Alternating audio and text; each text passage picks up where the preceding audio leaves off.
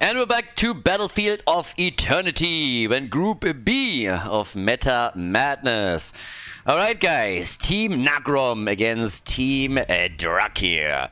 Let's go, let's have some fun here. This should actually be good. So once again, Meta Madness, special rules for the tournament to make sure that we're going to see some new heroes, that the meta is being pushed a bit.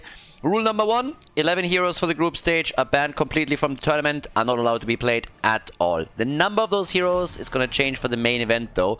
So when we're heading into the playoffs, we're going to have up to 20 heroes banned. Keep that in mind. You can look at the group stage as the warm-up for the main event. But rule number 2, and that's probably the more important one, is every single hero that gets played in a series cannot be played again in the same series. So as you're moving from map 1 to 2 to 3, and then later in the playoffs 4 and 5, less and less heroes are available, and the teams have to really think outside of the box. We already saw some crazy stuff in the group stage, but it was still fairly civil. I can guarantee, though, that when we're heading into the main event, things are going to very quickly escalate.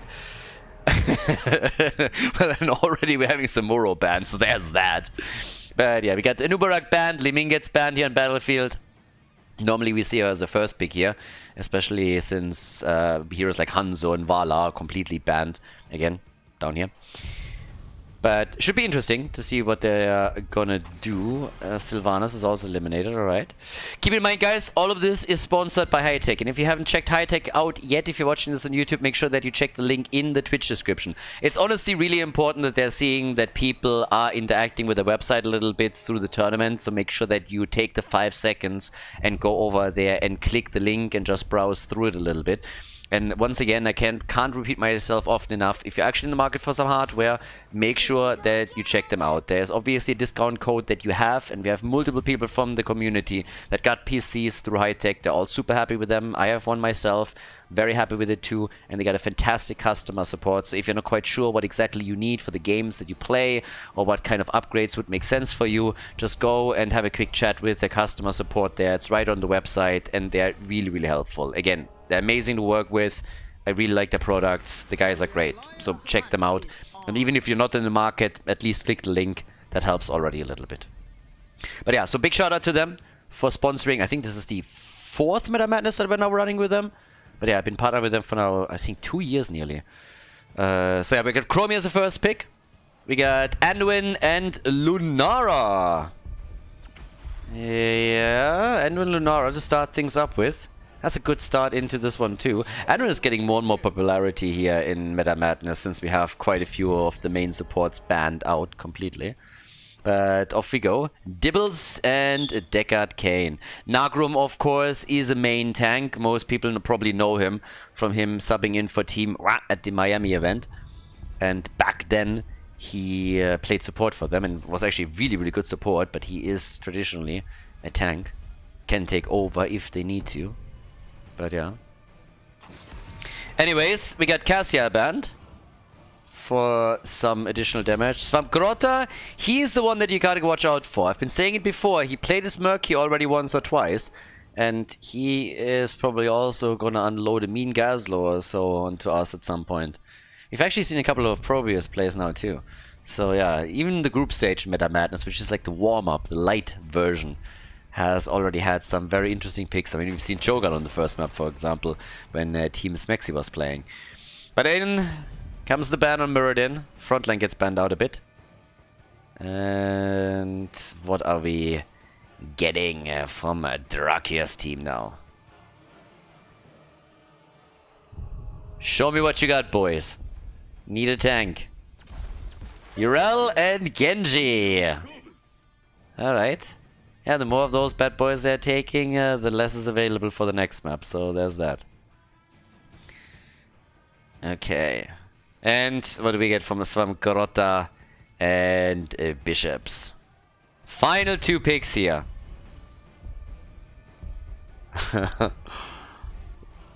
We need a side lane. We need more damage. I mean, Swamp Grota, I'm looking at you. There's the panda. Swamp Grota pandering as usual to the audience and picking Chen. And Bishops with Thrall. So we got a Crash Lightning Thrall in the 4-man, very likely. Whereas Stalk still needs a main tank for the red team. So, let's go. Final pick for map number 1 in the best of 3 series here. The winner goes up. I believe it is against Team Dequaza, but I'm honestly not 100% certain. I have to double check that as well. But either way, it is Garrosh that we're getting here. The final pick for Battlefield of Eternity. So let's head straight into map number 1. Battle time! Nagrom on Diablo! On the blue team side with Swampgrota on Chen. The Panda Colada is playing Chromie. We got Iowa on Deckard, Kane, and Bishops is playing Thrall. On the right side of the map, we got Drakyr and Genji for the... oh, actually, look at that. He goes into the Trolling Thunder. I expected him to go for Trash Lightning since we're talking about a 4-man Thrall right now. But alright, fair enough. He goes into the more standard talent. So yeah, Drakyr for his own team is playing Genji. We got Hereth on Lunara, Cascon on Anduin, Soaking on Urel, and Stalk is playing Garrosh. Okay, so what do we have for the Panda time? We get the Eye of the Tiger. And, the pleb mount. Bishops, we need to have a word. You're too good to ride shitty mounts like this. Seriously. This is one of the ugliest mounts in the entire game. If you take the pleb horse, I'm gonna make some fun of you, but at least you know you're riding in battle in style. We can still pretend that you're just not using a mount because you're too cool for it. But if you're riding the weird lizard, then it's just not working. I mean, sorry, but it's a big... Nope. Yeah, it's just not okay. That's just a little bit too much. But then again, with this said and done, what do we have all the way up at the top? We got our 1 versus 1 with Soaking against Swampgrota. Also, when it comes to Panda skins, I don't like this. The War Master Chen with a white and black tint is by far the best. I mean, everybody agrees on that. Nobody doubts that even for a second. It is the superior skin and tint for Chen. That's a fact. We voted on it and we made a decision. But again, the fact that alone that he plays Chen here is already kind of nice. Bishops, though, yeah, we need to talk about it. I mean, look at this shit. Look at this crap. Like, honestly, Blizzard should be punished for actually including this in the game. I mean, honestly, like, what are you doing if you're including a mount in the game that is that fucking ugly? It's insanity. Thank God they gave that away for free, because if they didn't, nobody would pick this. I mean, it is disgusting. Ugh. They could have made this a little bit nicer, but nope, they didn't. But then, again, it's Blizzard after all, so what did we expect? So, for now, we got Genji looking at the camp. Thrall is rotating top, so I guess it's going to be a trade. Each team gets 1. As per our usual. Talking about shitty mounts. Sog is also riding the pleb mount here, so Bishops is not alone. Yeah. But, well, as it stands... We have still not a single kill in the game, so at least here they're starting things up a little bit slower, but the objective is of course now going to be announced in 3 seconds, and that means we're going to have our first real battle going on. And I guess we have a little bit more damage from at least Lunara. I mean, the poison's obviously going to work well on the Immortal here. Shielding Potion stacks on level 4 also for Thrall now. Lunara with the Blossom Swell. And on the left side, they're also making their play here. Chromie, the money pick, waddling into battle. Yeah, Chromie needs to be careful. If she's too close to the action, then she gets slapped a little bit. Okay, careful. Dibbles! Oh, Nagrom! And he is alive, dead! Okay. Looked for a second like Schrödinger's Diablo. You don't know if he's dead or alive, but he made it. Urel didn't, though. So the Space Goat dies first. That's first blood in the game. They're dealing with the top now. Swampgrota doing his thing against the camp, and down here at the bottom of the map, the wall has already been destroyed, and Drakyr is the one that has to deal with it in Genji. So that's not a great start for them. Yeah, nice pull. Stalk, okay, gets out, turns it, gets a quick hit in. So yeah, nicely done. But for the time, we have a nice lead for the blue team. Problematic is that they don't really have the best damage against the Immortal. They're definitely trailing a bit when it comes to the race potential here. But yeah, Lunara is already working on this, but as it stands, the blue team is still in the lead, of course. And what's even more important, they have not only done significant damage to the fort at the bottom of the map, but they're also pulling ahead in experience, which means an early level 7 for this fight, which is, of course, fantastic. So, yeah, that's another big one. Okay, seems like the blue team is gonna lock this one in. It's gonna be a real small shield, but better than nothing, right? So, yeah. Top side, they can make the play now, but there's the level 7 talent, and that's a bit tricky. If they can get a kill now, that would be great. That would actually be fantastic, but not quite. So we got, with level 7, first of all, Diablo with a Malevolence. Thrall, who by the way is only 1 stack away from hitting his level 4 quest reward, has Ancestral Wrath now on level 7, which also helps them quite nicely. Chromie still able to get away from Garrosh. A Stalk was trying to come in with a bit of a flank. And here come the Talons again, but they already took the wall down. Bottom fort gets attacked, fort in the top lane gets attacked. They're looking good here. So Garrosh is low, but they can't get him. But they can get that fort. Oh yes, they can definitely get that fort. That's a great first objective. Team Nagrom. To the day, by the way, I do not know if Nagrom's nickname is just simply Morgan spelled backwards or not. I actually asked him, and he was just like, huh, what do you think? And I was like, I don't fucking know, that's why I'm asking you. So yeah, he's just trotting around. I know that if Morgan was a brand of smokes, that would definitely be the thing. That man smokes like a chimney. But then again, he's French. So, for now, we got level 9 nearly kicking in. Team Morgan. Maybe he just likes rum. Maybe he just likes cheap rum and coke or something. That's actually a weird thing. Like, rum and coke tastes better with cheap rum than with good rum. Change my mind. Like, some of the shittier rums, probably because they're sweeter, are actually very good if you're trying to mix and you're going for rum and coke, but yeah. The panda has a problem. The panda has a big problem. And the panda is dead. So, he has a big problem. It is called death. But they get level 10 now. And thanks to them taking... I mean, they're even taking one of the towers at the top down, aren't they? That catapult is doing some work. Okay.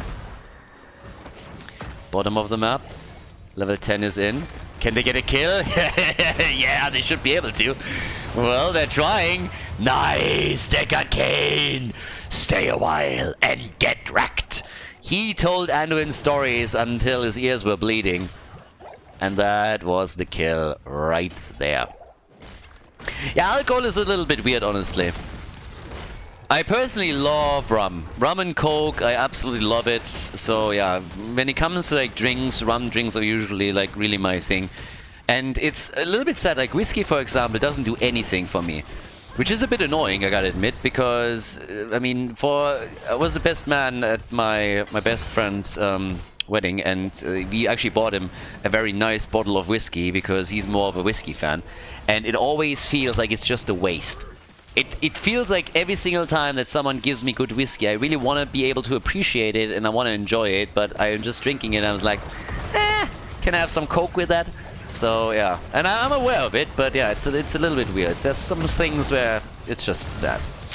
It's also a little bit sad that they didn't get the killer on Stalk, because that would have helped them a lot, but instead they're now losing Chen, and they lost Thrall. So all of a sudden, Team Drakyr is starting to beast this a bit. Halftime show has ended in favor of the blue team, but now they're starting to struggle a bit. And that is maybe the beginning of a comeback. After losing 2 forts, Team Drakyr is fighting back. Yeah, they are starting to get some work done here.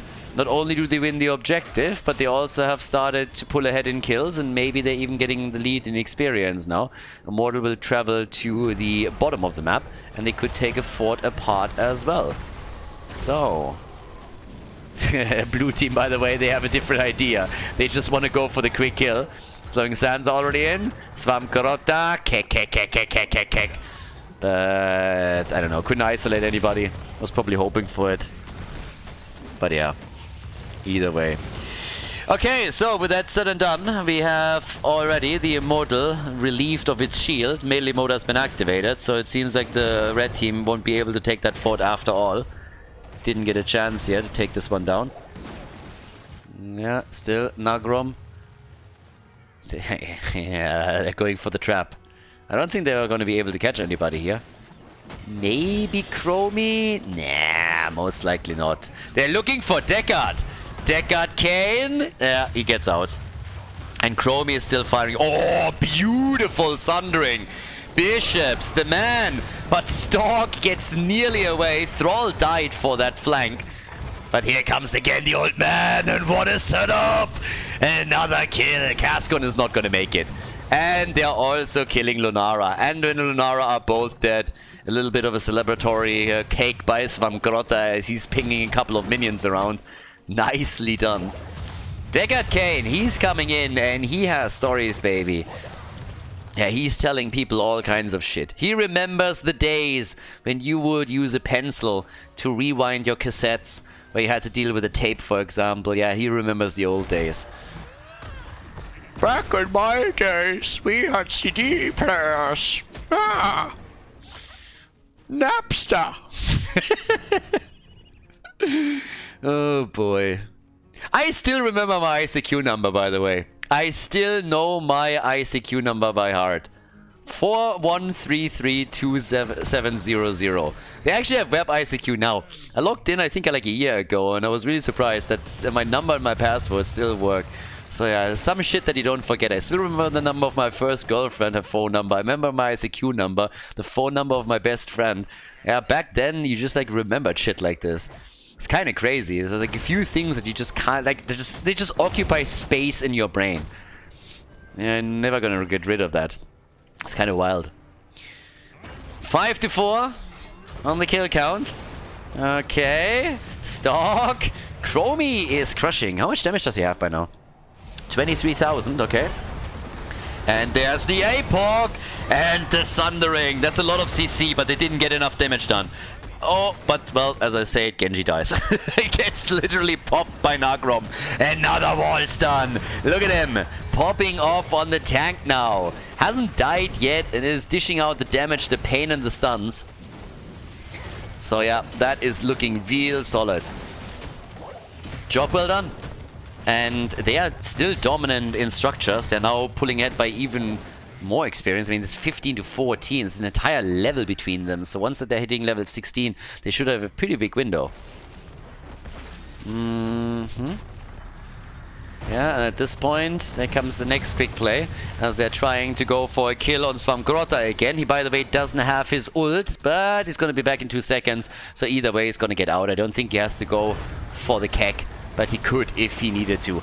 Oh, there's Deckard Kane! The ult hit, but they hit him too. And the light bomb engaged with Genji. It hasn't really worked out so far in this game for them, but now they're getting some light bomb value, and Drakyr is now coming in to take down Thrall again. Hashtag not my war chief. So they take Thrall down, Green Jesus is eliminated, and as they're going for Svamgrotta, it seems like Fat Illidan is also getting dropped. Let him eat cake. And that closes the gap in experience nearly completely. Yep, just like that. 6 kills to 7. And that should be their Immortal. I mean, Chromie is still firing away. She might win it for them. Nah, I don't think she can. I mean, to be fair, Deckard Kane is now back. But they want Nagrom. And he gets away for a second. Oh, the APOC! The APOC. Lunara is still fighting, but Nagrom dies. He had the stack, so he'll be back to business. But that fight is going a bit back and forth here. Yeah, I like it. I still don't think that they can claim the objective, but Chromie is trying.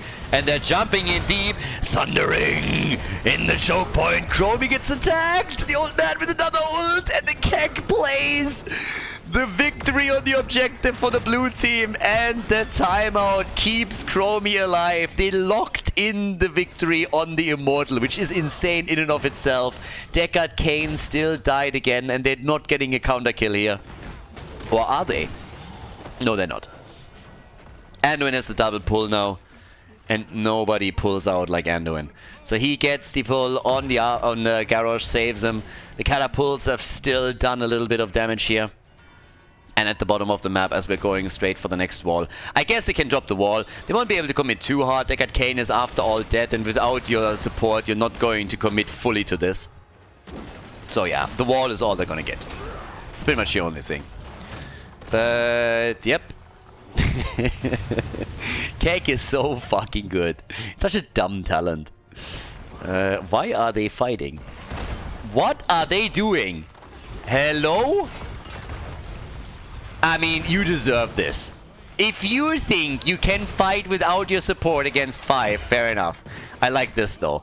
Svamgrota goes in and says like, alright, fuck it. Even if I die, I'll just take it. And he's gonna get it. And he's not gonna get away, I think. Nah, he can annoy them a little bit. Maybe he can escape through the top. 10 seconds until he has his ult. He could escape here. He is gonna escape. He's gonna get away. 2 seconds! 2 seconds! Kick it! Kick it! Yes! Nice! Okay, that was pretty awesome. Alright, maybe losing Thrall and Diablo was worth it after all. I don't give him as much credit to say that this was intended, but they baited them, and then he had an open shot at the keep and took it. So they traded Fort for a keep. I guess that's a win. But while they commit Sudoku, the Panda sees an opportunity and goes for it. I like it. That was actually pretty amazing. Yeah, that was really awesome. That is not awesome. Nagrom, now you're overdoing it a bit. But the boys have his back. Light bomb! And they go for Diablo, and he's dead again. Apparently it's like he likes it. Oh, they wanted to try to go for Anduin. And Kazkon is dying. Anduin is down. Now they might be able to go for Stalk after all. And Garrosh gets dropped. What a scrappy game at times. I mean, so many good plays in this game. And then all of a sudden you have team fights that are just scrappy like hell. Team Drakyr has 12 kills to 8 now. So they actually pulled ahead heavily on the kill count. But they are still getting murdered at the most important moments. Real weird. Okay. So, at this point, time to say goodbye. Urel gets murdered. Yeah. And, well, that I mean, this honest... Can they soak a bit of... If they can attack with the Immortal and the Big Shield plus level 20, could they go for the core? Maybe. You know what? They might actually be able to do that. So, we'll see. Halftime show was easy for them. Urel is down for 20 seconds. Her dying and that death being delayed was a problem. And a big one. So now they need to start to poke that Immortal down. If they come in with nearly 100% shield at the 17-minute mark, that would be quite something. There's the flip, not into the Immortal stun. So far so good. Bishops, leaping strike, and again it's Deckard Cain bringing the pain. Lunara is down, Bambi is eliminated, and so is Garrosh, and this seems like it could be it. Yeah, that is looking bad. That's really bad for them, because they're not only losing the Immortal, they're now losing the camp. Both will travel through the top lane. There's level 20. So Deckard comes through with the Respect the Elderly. We got the Windrush over here and the Hellgate. At the end of the day, those are both the same talent. Blizzard just likes to name shit differently. Look how cool we are. Make it special. At the end of the day, it's a bolt. And we got the untapped potential. Yes, let's go. Yeah, that's bad news for Team Drakyr. That is a big play for game, because we have another 18 seconds until Garrosh is back, and this keep has no chance. And no, they can't lose heroes now. They cannot lose. Yeah, this is over. Anduin dying in that situation, and now the full-on Kek plays against at least Genji. There's just no way. The Immortal alone is going to murder this one. That's the lead for the blue team. There's no doubt about it. That shield is just evaporating within seconds. So yeah, this is great plays here by Team Nagrom towards the end of it. Core is definitely going to be falling. They're just brawling it out while the Immortal finishes the job, but the lead in this best of 3 series is definitely going to go to the blue team. They're taking Garrosh down, they take Urel, the Immortal finishes what the rest of them started, and that is the lead in the series for Team Nagrom. Before we head into game number 2, make sure that you subscribe to the channel if you haven't done it yet so you don't miss out on any future content here on Khaldor TV. Second map of the series, Team Nagrom is in the lead.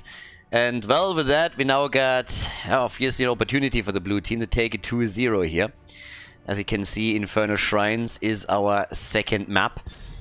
And that's a big opportunity right now for the blue team to advance to the next round and the final match of Group B, where they would go up against Team De Quasar.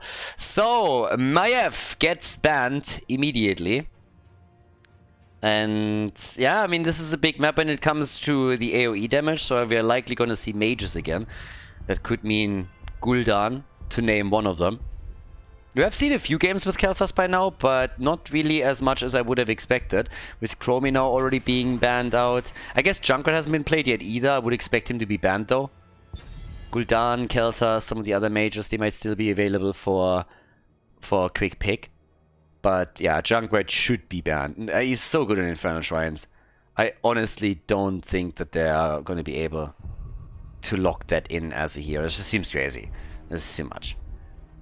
The follow-ups that he brings, the displacement and everything, like he adds massive value. So there's Mephisto being banned though, so maybe we're gonna get him after all. I mean, Mephisto is also one of the mages that can do a whole lot of damage, and they just keep banning Samuro. They don't want to give them the chance. I mean, there's obviously a preference pick there, and therefore Junkrat insta-pick.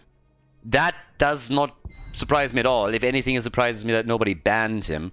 But if he makes it through the bans in game number 2, then of course he is going to immediately be taken.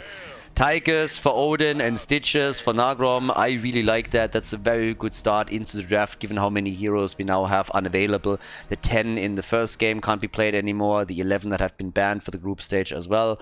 That leaves you with only so many options. And I mean, we still got enough. But that's some really, really good picks now for the blue team. But again, you got your Junkrat, so if you can start to get a few stuns in that he can follow up on, there, for example, with Varian and Rehgar. That's I really like what both of them are currently going for here. So yeah, that's actually pretty neat. Okay, what else are we getting? There's Sylvanas. She's getting banned out here. Yeah, let's see. I mean, you have already some pretty decent wave clear. Mages will probably play a role at least a little bit. Gul'dan again is still an option for both of the teams here. If you're playing Stitches, you would love to have a follow-up where you can lock a target down. Malfurion with roots, Uther with the stun. Like, a lot of this stuff would really be nice. Yeah, but they're banning false stats. They are playing the Rehgar. They have a global already, so they want to deny the opportunity to the blue team and follow up with globals themselves. They have been playing a pretty even first map, so there's of course a chance that the red team is locking in a win and forcing game number 3, the final map in the series here. But what we're definitely needing from Team Drakyr is a little bit more damage. There's Malfurion again, the follow up on the Stitches hook. So that one needs to happen. And we get D.Va. We had it a few times now already, yeah? D.Va was played multiple times already in Meta Madness now. And that allows them to take a bit more control over the shrines, I guess. But what's the burst damage here for the red team? I would really be surprised if nobody picks Gul'dan here. He's been played so many times in the group stage of Meta Madness, was actually crazy. Ooh, I like that. Tyrande as a follow-up on Varian, that's actually another really good one. Okay, she's a bit on the squishy side, so that could be a problem. If she gets hooked or anything, then that's an issue. But that's definitely an opportunity to get quick kills. If they get a Varian taunt, they come in with a Tyrande stun, and they come through with a follow-up on Kerrigan and Rehgar, that would actually be pretty amazing. So yeah, that looks awesome. Alright. Yeah, that's an aggressive comp. I like that. I like the aggression. There's a risk, of course, involved, but I like the aggression, and I like the counter pick with Zeratul from Bishops. Okay, this is a good one. Infernal Shrines, map number 2. Let's go, everybody, and let's see who takes it here between Team Nagrom and Team Drakyr. Game number 2 and Team Nagrom. We got a good match on our hands here. First map was built wild, couple of scrappy plays for sure, but also some nicely coordinated action. Now we got Nagrom on Stitches with follow-up on Malfurion for the roots, and they have Panda Colada with Tychus. Get some damage in, some Grota on Diva, and they also got Bishops here with Zeratul, and that is a reaction to what was picked by Team Drakyr, who are starting this with Drakyr himself on Junkrat, so already one squishy. You have Castle and Tyrande, that's going to be a big target for Zeratul. Soaking on the Haka, Irath on Kerrigan, and we got Stalk on Varian. So there's a lot that's really just playing together here. Zeratul needs to be careful of all of the CC that is being brought, especially when we're talking about Varian, for example. That's going to be kind of nice. Varian moving in, getting the taunt whenever Zeratul makes an engage. Tyrande following up, so you need to really play around him. But they're already getting a kill on Kerrigan here. That's the first blood in the game, so good stuff. We have the Emerald Dreams on level 1. Shadow Hunter, so we're going to get the Might of the Nerazim build for Zeratul. And if he is able to target Tyrande in the later stages, then Bishops can definitely have a massive impact on this game. And his Zeratul is solid. His Zeratul is sometimes getting target banned against him too. Now normally when you're having Bishops on the other side, you're more so worried about Hanzo, but Hanzo's globally banned. Or you're thinking about Sylvanas, who also was banned here.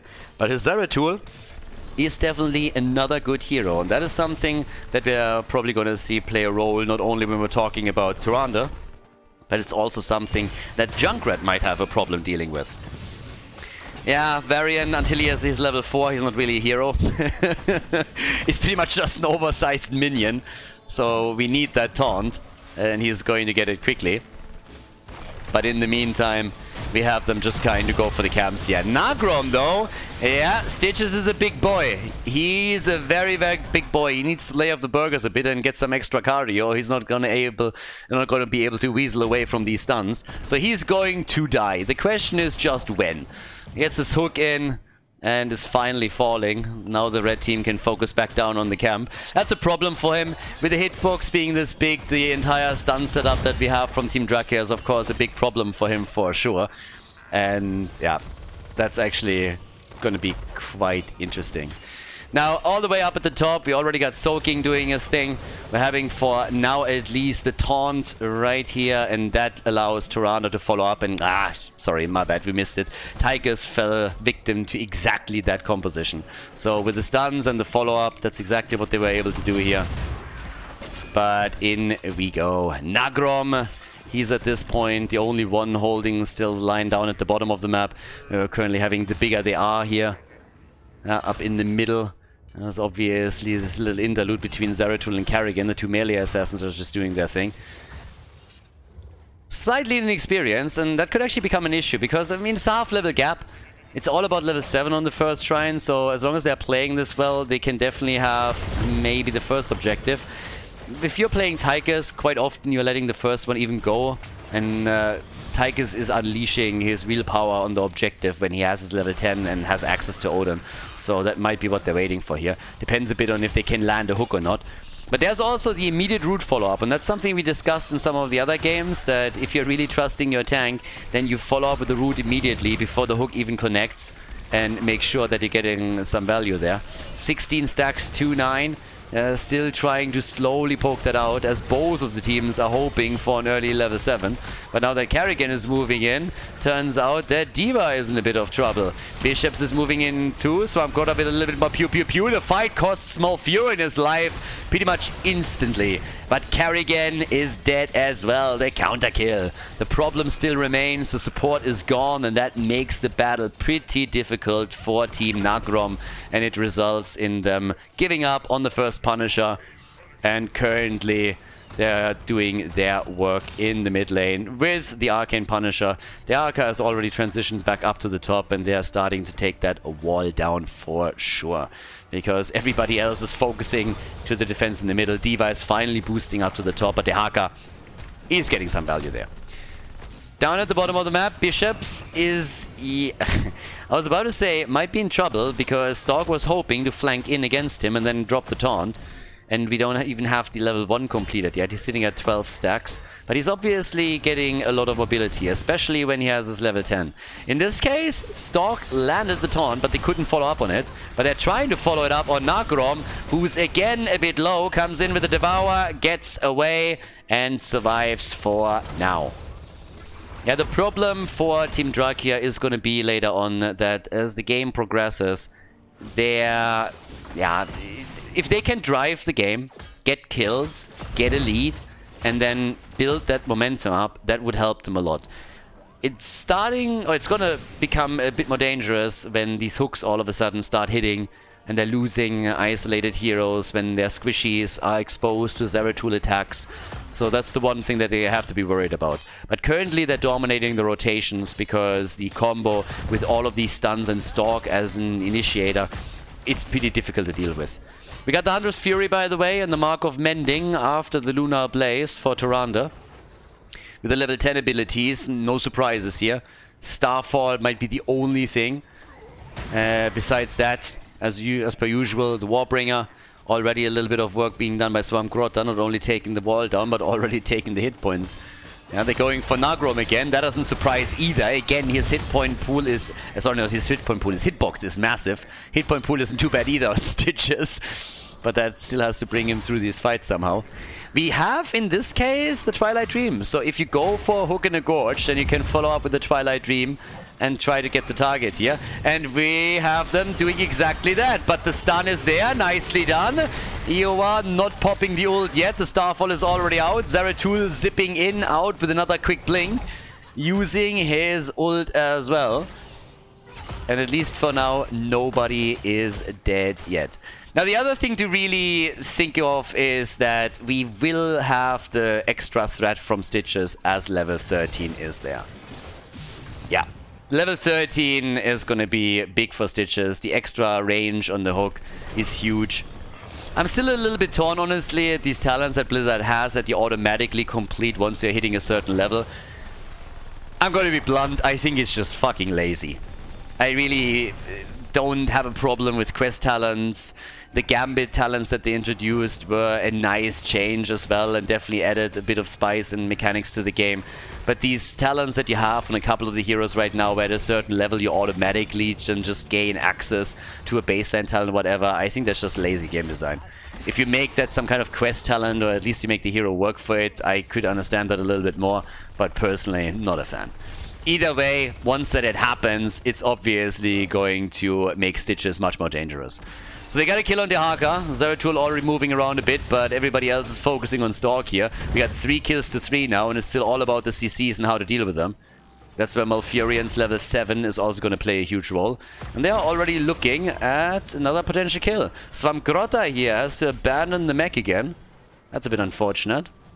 And yeah, with the next objective being already up on the map and fought for, I actually pulled him out of the stun. But Swamp Grotta is dead again. Swamp Grotta is out and the follow-up was there, so this time D.Va is out for good and Malfurion is dead as well. Without Zeratul being there, this was a 4v5 in the first place and Team Drakyr just crushed them in that battle. So now they can just simply attempt to get some counter value at the top or somewhere else on the map. There's a gorge, but I don't think that anybody is going to be able to follow up on that. Actually surprises me more than anything else that Nagrom would even try. So the inevitable death of Stitches is the natural result. I guess that buys Zeratul some time. Not even that. So here's 13. And yeah, I don't know. 13 on both sides. That gives us Stitches extended range. Bishops is still pressuring Soaking, by the way. So Bishops is doing a great job at the top, and Soaking is starting to struggle a bit against him. I mean, there's zero respect right now. Drops out on the Drak. Bot lane gets chased though, and Panda Colada gets attacked, so they might get another kill on... Yeah, they are getting another kill on Tychus. Once that the Riptire was unleashed, that one was a Captain Obvious move. Malfurion is also down, and now they're going for the fort. This is actually getting a bit nasty. Team Drakyr is running the momentum like crazy. That's 8 kills to 3 now, and it feels in the last 5 minutes the blue team wasn't able to do anything. And with the Frozen Punisher, you could even go for the keep here. I didn't really expect this after game number 1. Game number 1 was a back and forth with Team Nagrom always being a little bit ahead at least. Now that we're heading into game number 2, it seems like Team Drakyr is going through the blue team like hot butter through cheese. They're finally going for Drakyr, but even he might be able to survive, and he barely dies. Finally he goes down, but the battle isn't over yet, and D.Va is already in trouble, and she gets blown away here by Kerrigan. They're going also for Tigers. Holy cow. They are absolutely crushing this. The Punisher wants to have some fun too. Comes in, drop stitches. That's the end of the keep even. I was about to say the fort. We're only 10 minutes into the game and they are now 2 levels ahead in a moment. They got level 16 talents and they crushed the entire bot lane. They can go for every single camp here. And holy cow. Yeah, this is Celestial Attunement, Tunneling Claws, the Endless Nades. Damn, son. Yeah, this is getting real difficult for Team Nagrom because how do you get back from that? You have to, first of all, bridge a gap in experience so that you get level 16. Unless, of course, you're able to land some god hooks that isolate a target and give you a kill. That would change things. Zeratul gets baited into this 1v1 and that's the end of him. Erath needs to coordinate these Kerrigan combos a little bit differently because they're pulling targets out of the stun with it. Or they just need to time Tyranda's follow-up a little bit differently. So there's the hook, but they won't be able to get too much from this. Can't get him behind the gate. Malfurion is there with his ult, but now they use 2 ults and they got nothing for it, so that illustrates the problem pretty nicely. And thanks to the leading experience and talents, Team Drakyr just went for the top fort and took it like it's nothing. And they will also steal this away now.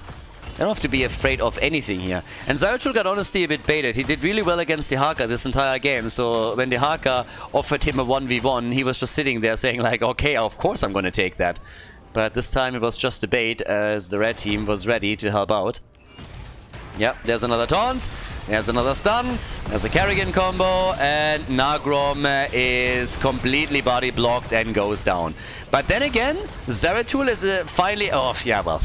D.Va is dead. Tigers is on the run. Zeratul at least got a kill on Junkrat. But still it's a 1v2 trade. And the team is pulling farther ahead and takes the fort in the middle. Team Drakyr is doing work now. They are doing a fantastic job pushing, applying pressure, keeping the pressure up, and just making sure that Team Nagrom cannot fight back here. As long as there's still no Stitches and no D.Va, they can even go for the wall at the keep. There's nobody really that can threaten them too much. Bishops is the only one that is a bit of a threat, but with Stalk being around on Varian, he has to be so careful that he doesn't run into another taunt and gets hit by it. And of course level 20 is also getting closer and closer now for the red team. They really want game 3. And right now it seems like there is absolutely no way for the blue team to prevent that from happening. The only thing that I could really see is, as I said before, one of 2 things. Zeratul popping off, getting a kill in the backline against one of the squishies, or a good hook. A good hook, long distance, isolating the target and getting a quick kill. If they somehow pull that off, that might give them a chance. But I mean, to add insult to injury, we also have, of course, the problem that Soaking with his Dehaka can always go to the bot lane and push out the side lanes now. You have a global against you, that makes things worse. Yeah, Varian gets hooked, but the combo against Stitches is there. And by the way, this is all without Junkrat. Junkrat is at the top. So there's the Gorge, but Stalk has no problems. Zeratul is now moving towards the top side. We have a camp moving in for the keep. Drakyr realizes that he has to get away from it. And yeah, he's dead. Well done. Well done, my bishops. This is exactly the kinds of kills that they need to get now. Core is getting attacked, by the way, and there's more than only one catapult in. Stitches is dead. Jesus, they're even winning that fight now. Karrigan murdering them as the shields on the core are disappearing. Down goes Tychus and the last lone survivors. It's Diva. She's getting attacked too. Swamgrota is going to die, and so is Malfurion. It's just a matter of time. The core is at 88%, and as catapults are still attacking and the top keep gets crushed by Catapult and Camp, the red team is on their way to victory. Full 5-man wipe, and of course they're making their way over towards the core to finish this and go straight into game number 3. Quite the beating that Team Nagrom took right now. That draft did not work well for them. 18 kills to 6. But we get a third map between the two teams here as we are heading to the final map of the series here in the group stage of Meta Madness.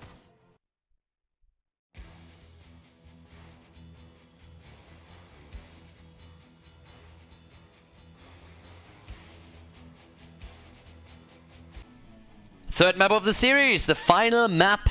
We're gonna find out now which one of the two teams will make it to the next round, the final match of Group B, to face off against Team Dequaza. And after we had on the first map a solid performance from the blue team, but a bit more of a back and forth, map number 2 was pretty much a stomp. I mean, they got crushed on the second map. And that's exactly how you need to play a composition like that. If you're trying to play something with Varian, like a kill comp with Tyrande, you really need to drive that game. You need to take the initiative. You need to really push it and not leave your opponent an opportunity to take control of the game and run the show on you. You need to be the one making the moves, and that's exactly what Team Drakyr did, and what they're of course going to try and repeat now on the third map. But by now, we got 31 heroes that are not available for play anymore before we're heading into the draft, including the 6 that are being banned in the draft itself. That's 37 heroes that are getting removed here. And, well, here we go. We got our Samuro banned out, again. Targeted ban, obviously. I mean, he has been eliminated every single map. Uther and Zul. Alright, so that's different bans than we had previously, which means that some of the heroes that have been receiving the ban hammer the entire time are now up for grabs, and I was just about to mention Maiev, but I guess even in the third game we're not gonna get her. But what's the first pick? We got Nagrom with the Nubarak, and I just want to highlight that real quickly. There is a chance that we're gonna see Vikings on Towers of Doom, and there's also a chance that Swamgrota at some point says, I'm done with this shit, I'm gonna go Murky. Swamgrota has played Murky on this map before. So if they are going for something crazy, it could happen here. And now that the hero pool is slowly and steadily thinned out a bit, that of course opens opportunities up for some crazy compositions. Ah, Sylvanas and Leo, that's really good opening. Yeah, keep in mind, this is the warm-up for Meta Madness, but on a third map you're still gonna get some interesting stuff. One way or another. So, Nubarak as the first pick, and they need some follow-up for that now. And what would they go for? Any kind of follow-up stun would be great. Leo has already been taken. Sylvanas, if you go for Nubarak and Sylvanas, the Wailing Arrow is also kind of neat. But they get Li Ming and they get Ana. That's actually a very aggressive start too. Because now they have a nano boost that they can push on Li Ming. And that is dangerous.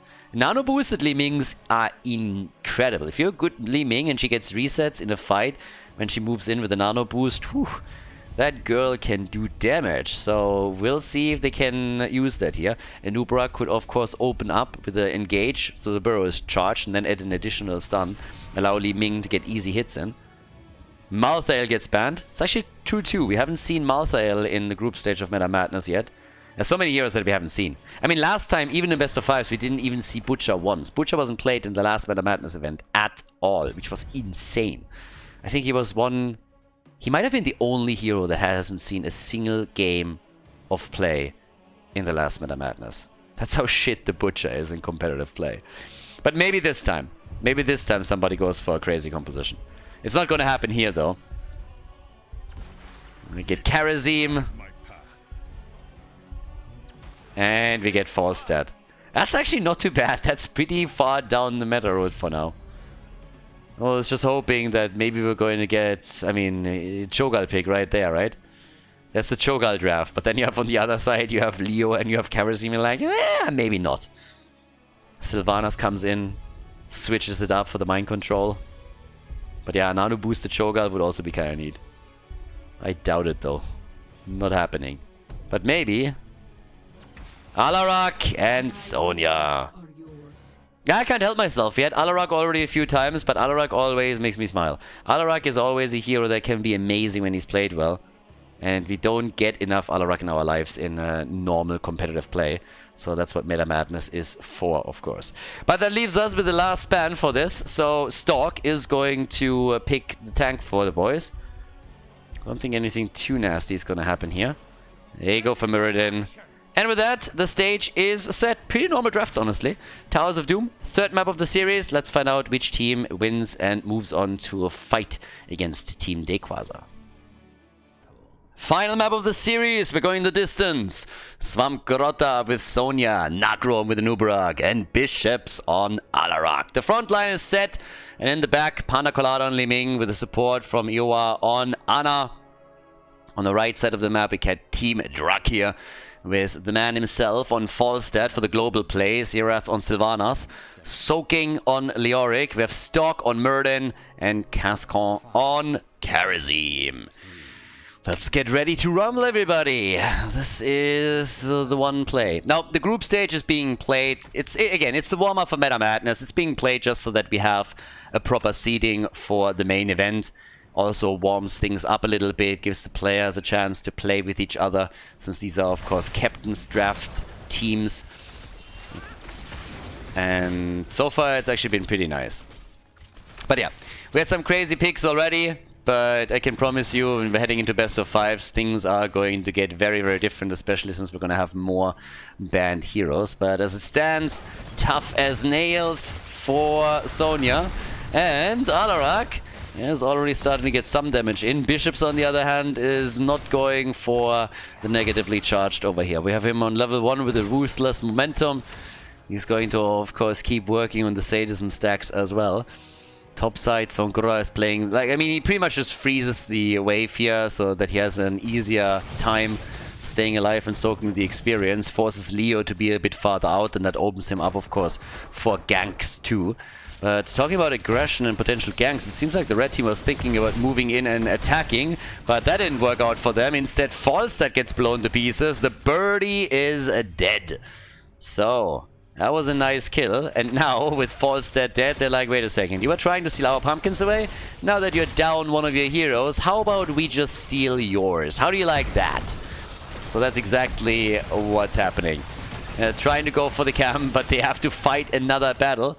Yeah, Soaking on his Leo's gone, but Nagrom is down. Karazim eats the damage from the Liming combo, and Bishops is also getting burned to the ground. So, yeah, guess that backfired twice. First, it's the red team that loses one of their heroes as they're trying to invade. Then Team Nagrom gets a little bit greedy and is trying to do the same thing, and they're losing too. So, yeah, so much for that. And that means that, after all, Team Drakyr is gonna get both of the pumpkin camps. Good for them, I guess. Yeah. 5-4. And let's go. Next camp about to be taken. 10 seconds until the objective is announced. We're talking triple altar, of course. We got the air ally. And we got the static shield. And as they are moving into the middle for play against Soaking, probably noteworthy that we have the show of force again for Alarak here. And another kill as Liming goes down. Oh boy, guys, that is 3 kills to 1. That's nearly a level lead. Soaking is getting more experience for them. And yes, they are doing some real work here. Because that, now, honestly, this at this point means that they are likely going to convert the bell tower at the bot lane rather sooner than later. They have now 2 out of the 3 altars, I would assume, because level 7 is going to be a thing. If Soaking dies, then maybe, but no, Swamp Grotto falls back and starts to channel. Stalk is here, though, so they are interrupting. They're actually playing on all the lanes now. And they would love nothing more than delay the channels just a bit so that they can get level 7 and then be aggressive with it. So, yeah, they waited too long. That was a bit of a misplay. They don't get the interrupt, and now they might lose this altar as well. Yeah, they kind of misplayed this a bit. It's really tricky for the red team to get access to this particular altar in the long run, even with the talent advantage. So I'm not sure if that's working out for them, and as you can tell, it might not. Soaking nearly died here, as the Orson's renewal too, but there's the kill. Anna, she goes down, and they want more. They want more. They go for Swamp Grota, and they drop their second hero. The team is a bit low, though, and Drakyr gets the channel, so at the end of the day, all's well that ends well. With a level 7 advantage, they are able to get 2 out of the 3 altars. I mean, secretly they were hoping to get all of them, but they are now nearly 2 levels ahead. Not quite, but again, they're getting there. So, as far as openings and Towers of Dooms go, that's pretty solid. This is still a comeback map, so late game matters more than anything else. But of course, if you can build up momentum here, it still matters, and it matters a lot. And if you have a Sylvanas in your lineup, then momentum is absolutely everything. Because once you are able to get kills and exploit death timers on the other side, she can help you to increase that lead and help you to get even farther ahead in the game. Now, the level 7 talents are by now available for both teams, but level 10 is of course getting closer and closer for Team Drakyr. We have now the mind-numbing agent over here. We get the applied force. We need to watch out a bit for what Alara can do here, but they go for the birdie again. 1 stun, 2 stun. They hope for a bit more. Stalk with another hit. Oh boy, Panda Colada! And they get both. Alarak and Li Ming are dead, and Anna is dead too. This is starting to become a slaughter. I had my doubts at map number 1, but game number 2, Team Drakyr, they murdered them, and we talked about it. But now we're heading into the second game, and it starts to look like it was not the second map that was an outlier, but more so the first. The red team is taking control of the bell tower at the bottom of the map, and they are looking great at this point. Level 10 abilities are available now, and they have a 1.5 level lead, which means that they can utilize things like the Entomb. They take Swamp Grota down, and they are also going to take those channels. 5 shots are already fired, and if they are getting more kills here, Anna is already in trouble, and she's really struggling. As we have Karasim jumping in, 7-sided strike comes out a little bit too late. Nagrom had his cooldown back and could burrow charge out, but they're getting another 5 shots thanks to Hirath now starting the channel. So yeah, they are in such a good spot. And guys, it gets worse because we still don't have a level 9 on the board for Team Nagrom. They are still more than a level behind, and it's incredible. Absolutely incredible. Because, as you can see here, I mean, Panda Colada gets attacked, Stormbolt connects, and there's maybe another kill. Oh, close. Anna with her heal darts. That was the only reason why Li Ming survived. That could have been another kill for sure, but it wasn't enough damage on the Wailing Arrow, and now the ult was used without having any consequence. Once level 10 is finally there for the blue team, we still get the nano boosted Li Ming, so there's always a chance for a comeback. Right now it's not really a fair fight. It's like me stealing... careful... Yeah, it's like me stealing lunch money from some high schooler. So yeah, not really a fair battle. If you steal the ice cream away from a toddler, then that is also not really a nice fight. But once that toddler grows up and you're an old man, then it's a little bit different. That made no sense whatsoever, but whatever. They get the kill. They get level 10 and they get the kill. So this is exactly what I'm talking about. You know, now they have a fighting chance. Now they're in a good position. Now they're fighting with both hands and not with one arm tied behind their back. It's been a long day, guys. I don't know what to tell you. 10 kills to 2, but finally an opportunity. And thanks to Anubarak, they at least can spawn a couple of beetles, soak some shots, and reclaim that bell tower. But it's still 20 points to 36 on the core. And another Entomb. Oh boy. Entomb into 7-sided strike. I mean, give him a chance at least. You serious? 4 shots fired each. That is now 16 to 32 points. And they see an opportunity to go for the boss. Nice. Yeah, they used that right away to give them an even bigger lead. Obviously, with Sonya being dead, there's nothing that can be done by Team Nagrom. They just don't have any ults that would help them in that situation. Li Ming with the 15,000 damage. We got 20,000 for Sylvanas. Move down to the bottom of the map. And yeah, time to partay. 2 levels ahead still. 13 advantage. It's going to become more dangerous when level 16 is there. They go for Muradin again. The Candyman. Yeah, there's the Entomb. 7-sided strike. Alarak got nano boosted. Hits the wrong side. Sonya's dead. Alarak is dead. Anubarak is dead. Oh my god. This is murder Oprah over here. Everybody's dead. Yep.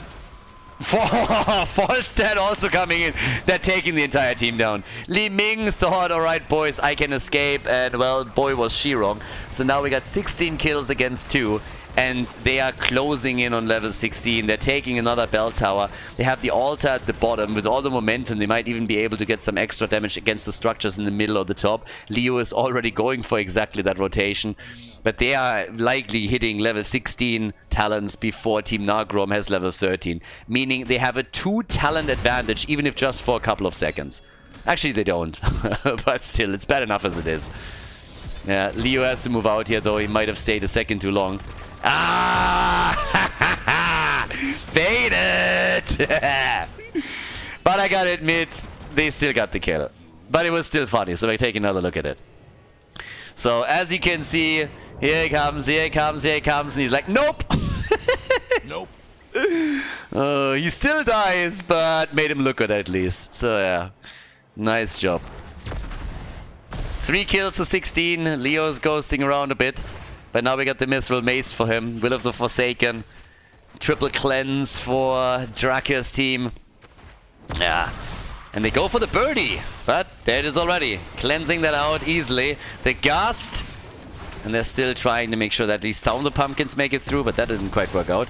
The problem is that they're already down to single digits on the core. And this is exactly... The reason why that's a big problem is because the next altar phase is a triple altar.